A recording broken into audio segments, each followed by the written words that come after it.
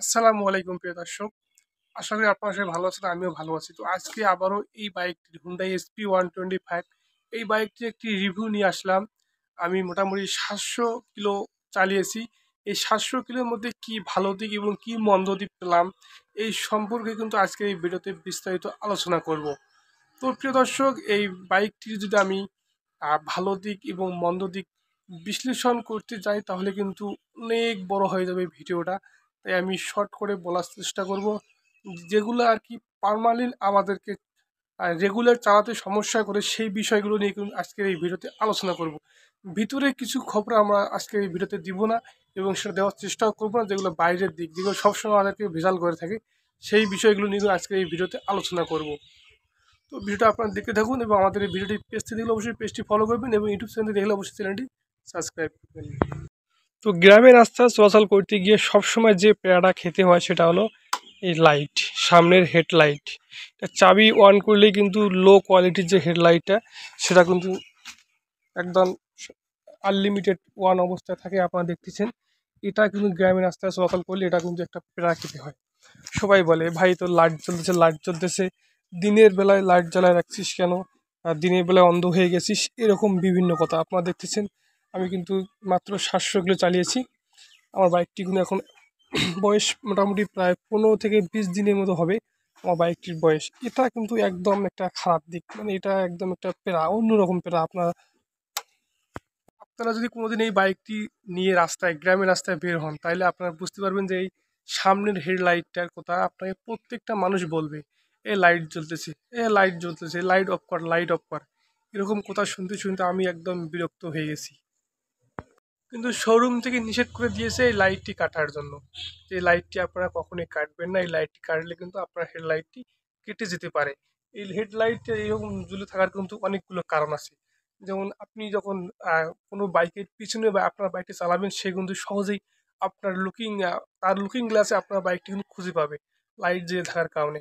এবং দেখতে পাচ্ছেন রাস্তায় চলতেছেন, রিক্সাওয়ালা মামা বলতেছে, কাকা তোমার লাইট জ্বলতেছে, তার মানে সে সচেতন, আগে থেকে আপনার লাইট আপনাকে দেখেছে এবং সে সচেতন হয়ে আছে। আপনার লাইট যদি লাইটটা অফ করেন, এটা কিন্তু বিশাল একটা ভালো দিক, যেটা শোরুম আর কি এভাবে বুঝিয়ে থাকে আমাদেরকে। আচ্ছা, ওগুলো কথা বাদ দেন, ওগুলা ঝামেলা মনে করলে ঝামেলা, খারাপ দিক মনে করলে খারাপ দিক, না করলে নাই। কিন্তু এই যে সাসপেনশন, এটা এটা কিন্তু প্রচুর পরিমাণে হার্ড। আপনি একটু যদি স্পিডে কোনো স্পিড ব্রেকারের উপর আপনার সামনের চাকা তুলে দেন, ঠাস করে একটু শব্দ করবে, মনে হচ্ছে মার্কেটটা কিছুটা ভেঙে পড়ে গেল। এরকম একটা কিন্তু আসবে, যেটা আপনারা কিন্তু চালালেই বুঝতে পারবেন। আমিও অনেক সময় ঠাস করে উঠার পর গাড়ি আমি ব্রেক করি, কি হল, কিছু হয়নি। আমি পরে বুঝতে পারলাম যে এই সাসপেনশনটা অনেক হার্ড থাকার কারণে কিন্তু স্পিড ব্রেকারের উপর একটু স্পিডে উঠে দিয়ে ঠাস ঠাস করে শব্দ করে। এটা একটা খারাপ দিক, এটা আমার খুব খারাপ লাগে। কারণ নতুন কোনো মানুষ যদি বাইকে উঠে এরকম শব্দ শুনে করে, কি হয়ে গেল বাইকের রে, অনেক কিছু ভেঙে পড়ে গেল, এটা একটা আপনার খারাপ দিক বলতে পারেন। এরপরে যে খারাপ দিকটা নিয়ে আপনাদের সামনে আলোচনা করব, এটা হয়তো আপনারা শোনার জন্য প্রস্তুতি ছিলেন না। এটা শোনার পর না জানি অনেকেরই মনে হয় এই বাইকটি কেনার যে ইচ্ছা ছিল, এটা মানে নষ্ট হয়ে যাবে। এর গিয়ার বক্সে কিন্তু একটু প্রবলেম। এটা আমি আরো অনেকের কাছ থেকে শুনেছি, এটা প্রবলেম 3 নাম্বার থেকে 4 নাম্বার এবং 4 নাম্বার থেকে 3 নাম্বার গিয়ারে গেতে কিন্তু এই সমস্যা করে। গিয়ারগুলো যখন শিফট করবেন, মাইনাস করার সময় 4 5 এগুলো ঠিক মতো হবে মাইনাস, কিন্তু যখন 4 থেকে 3-এ যাবেন, তখন মাঝখানে ফেসে যায়, গিয়ার ইন্ডিকেটারে ডট ডট উঠে থাকে। এটা কিন্তু একটা খারাপ দিক। এটা কিন্তু যখন আপনি স্পিড বাড়াবেন অথবা কমাবেন, তখন কিন্তু এই বিষয়টি নিয়ে অনেক ঝামেলায় পড়তে হয়। আর ধরে নেন আপনার বাইকটি 2 নাম্বার গিয়ারে চলতেছে, এখন আপনি কাউকে ওভারটেক করবেন, একটু স্পিড বাড়াবেন, এই সময় যদি আপনার গিয়ারটি ফেসে যায়, বলেন তো কার নামে চেষ্টা খারাপ হয়। ক্লাস ছাড়বেন, ঠাস করে শব্দ করে, তখন কিন্তু গিয়ারে ধরে, ওই অবস্থায় কিন্তু ক্লাস ছাড়লে কিন্তু আমার মনে হয় যে গিয়ার বক্সে সমস্যা হতে পারে। কারণ সে সময় ঠাস করে একটা শব্দ হয়। তাই আমি সে সময় কী করি, গাড়িটি দাঁড় করে গিয়ারটাকে ঠিক করি, তারপরে আমি আবার গাড়ি ছাড়ি। বলেন তো এই ইমার্জেন্সি সময় যে এরকমটা হয়, তাহলে কার না মনটা ভালো লাগে বলেন তো।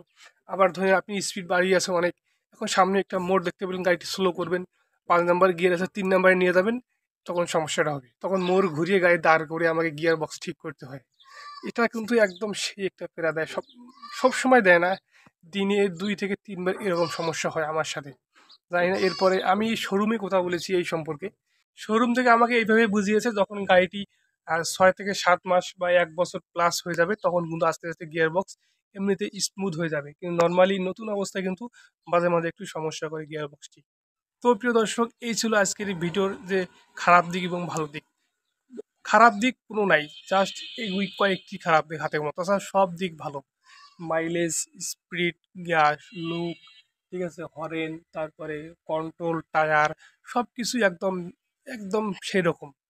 শুধু কয়েকটি হাতে গোনা খারাপ দিক, যেগুলো আর কি সবচেয়ে বেশি যেটা আমার মনে হয় খারাপ দিক, সেটা গিয়ার বক্সটা একটু সমস্যা করে, জাস্ট এইটুকুই। আর এগুলো অন্য কোনো খারাপ দিক না। আপনারা এগুলো খারাপ দিক ভাবলে ভাবতে পারেন, না ভাবলে নাই। তো এই ছিল আজকে ভিডিওটি। ভিডিও ভালো লাগলে অবশ্যই ভিডিওটি লাইক দিয়ে কমেন্ট করবেন আজকের ভিডিওটি কেমন হয়েছে। তো এই ছিল আজকের ভিডিও, দেখা হবে পরে অন্য কোনো নতুন ভিডিওতে।